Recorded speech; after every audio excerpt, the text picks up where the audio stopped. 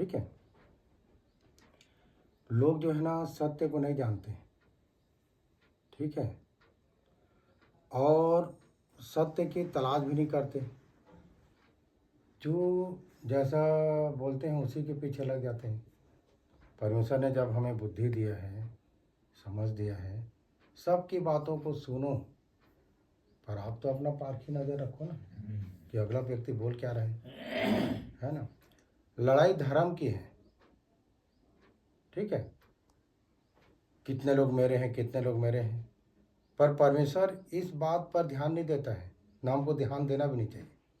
हमें सत्य की ओर आगे बढ़ना चाहिए। लिखा है सत्य के द्वारा उन्हें पवित्र कर, क्योंकि तेरा वचन सत्य है, ठीक है। और 17 के 3 पद में क्या लिखा? और अनंत जीवन यह है कि वे तुझ एकमात्र सच्चे परमेश्वर को और यीशु मसीह को जिसे तूने भेजा है जाने। ये सत्य है। अगर अनंत जीवन पाना है, अनंत जीवन कहने से हमारा ये जीवन 70 साल 80 साल का है, अच्छा खा पिए तो 90 साल हमारे शरीर के बल के कारण, पर शरीर को छोड़ने के बाद में एक और जीवन है जिसकी बात ये बाइबल करता है, और वो अनंत जीवन है। सत्य में रहोगे, सही मार्ग में चलोगे, और जब शरीर को छोड़ दोगे तो अनंत जीवन, मतलब अनंत जीवन करने से वहाँ आपको सज़ा नहीं मिलेगा, वहाँ आपको एक जगह रखा जाएगा जहाँ आप अनंत जीवन, वहाँ मृत्यु नहीं है। यहाँ तो मृत्यु है ना, पर वहाँ मृत्यु नहीं है। वो जीवन देना चाहता है, पर ये कब मिलेगा, है ना। अनंत जीवन यह है कि तुझ एकमात्र सच्चे परमेश्वर को और यीशु मसीह को जिसे तूने भेजा है जाने। यीशु मसीह का भेजने वाला कौन? परमेश्वर। और पता है आगे क्या लिखा 4 पद में? जो कार्य तूने मुझे करने को दिया था उसे पूरा करके मैंने पृथ्वी पर तेरी महिमा की है। हाँ, जो कार्य तूने मुझे करने के लिए दिया था उसे पूरा करके मैंने पृथ्वी पर तेरी महिमा की है। पता है जो काम यीशु को करने के लिए दिया था परमेश्वर, ठीक है, उस मतलब यीशु के कार्यकाल कितने साल का था? 3.5 साल का था। अब 3.5 साल में उसने ऐसा काम कर दिया, और उसी काम को हम लोग कर रहे हैं। जो 3.5 साल जो काम किया ना, पूरे दुनिया जो जानते हैं ना सत्य को, उसी 3.5 साल के काम को लोगों तक फैला रहे हैं। यीशु ने ये किया, वो करके दे दिया सारा चीज़ों को। और इसी बात को यहाँ पर बोल रहे हैं, जो काम तूने मुझे करने के लिए दिया था उसे मैंने पृथ्वी पर कर तेरी महिमा की है। मतलब आज हम महिमा कैसे करते हैं परमेश्वर की, कि जो काम यीशु को मिला था उसने किया परमेश्वर के काम को, और काम के द्वारा उसकी महिमा किया।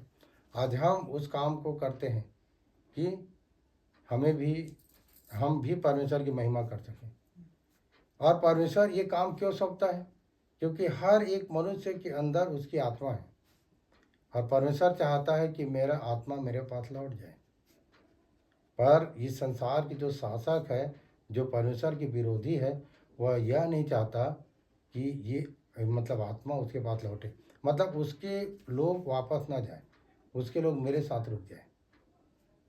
लड़ाई उजाला और अंधेरे का है, ज्ञान और अज्ञान का है, ठीक है, मतलब सत्य और असत्य का है। असत्य में भी इतना शक्ति है कि आपको अंधकार में ले जाएगा, पर सत्य कहने से एक ऐसा ज्ञान है, एक ऐसा उजाला है, जैसे माचिस की एक तीली जलाओ तो उजाला अंधेरा भाग जाता है ना, सेम वैसी है। जहाँ सत्य की बात है वहाँ पर झूठ के कोई काम नहीं है ना। और यीशु के कार्यकाल को देखना, अपने जीवन भर कहीं पर भी छल की बात नहीं किया, न लड़ा, न झगड़ा, न निंदा किया, न धमकी दिया, है ना। वो सिर्फ परमेश्वर की इच्छा को पूरा किया। इसीलिए मैं आप लोगों को बता रहा हूँ कि सत्य को जानोगे और सत्य हमें क्या करेगा? स्वतंत्र करेगा। जब स्वतंत्र हो गए तो फिर बाकी सब बात ठीक है। तो हर छोटे छोटे बात में हाँ जी वो ऐसा बोल रहा था, वो ऐसा बोल रहा था, ऐसे करें क्या, ऐसे करेंगे नहीं, ऐसा कुछ भी करने की जरूरत नहीं। सत्य को जानो और सत्य हमें स्वतंत्र करता है। और सत्य क्या है कि अनंत जीवन यह है कि तुझ एकमात्र सच्चे परमेश्वर को और यीशु मसीह को जिसे तूने भेजा है जाने। अगर यीशु मसीह के विषय में जान गए और परमेश्वर के विषय में जान गए, अनंत जीवन आपका है। और उसको जानने के लिए आपको परिश्रम करना पड़ेगा।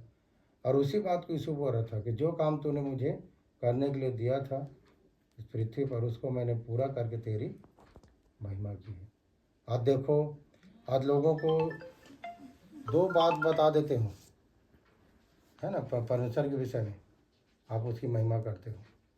आप खाना खाने के समय भी दुआ करते हो कि प्रभु ये भोजन आपने मुझे दिया, ऐसा बोल के भी महिमा करते हो।